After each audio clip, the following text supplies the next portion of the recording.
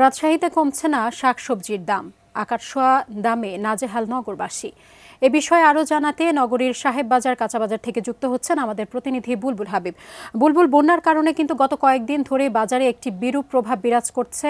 এই মুহূর্তে মাছ মাংস সহ বাকি নিত্যপণ্যের দাম কেমন দেখতে পাচ্ছেন?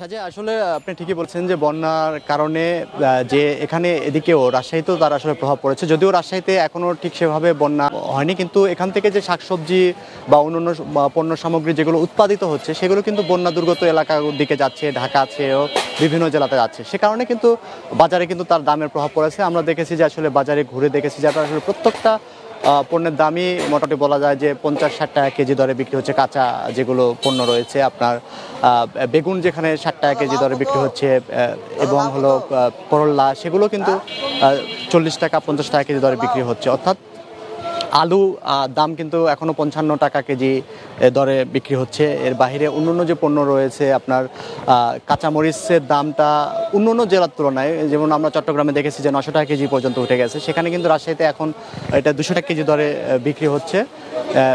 এবং ডিমের দামটা বেশি রয়েছে, ডিমের দাম বেশি রয়েছে, বা অন্যান্য মাছের দামও কিন্তু আসলে যে কমার কথা সেটা কিন্তু কমেনি, দামটা বেশি রয়েছে। মাছ মাংস প্রত্যেকটা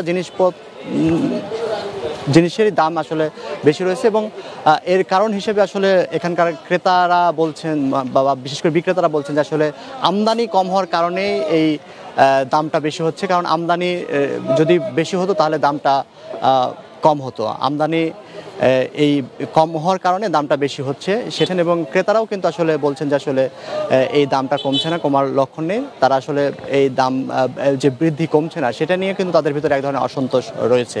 তো সব মিলিয়ে বলা যায় যে আসলে এখন এই বন্যা না কমলে আসলে বলা যাচ্ছে না যে পরিস্থিতি কি দাঁড়াচ্ছে, যে দাম আরও কমবে না বাড়বে সেটা আসলে বলা যাচ্ছে না। তো সাজিয়া এই ছিল এখান থেকে রাজশাহীতে যে বাজার দর তার খবর।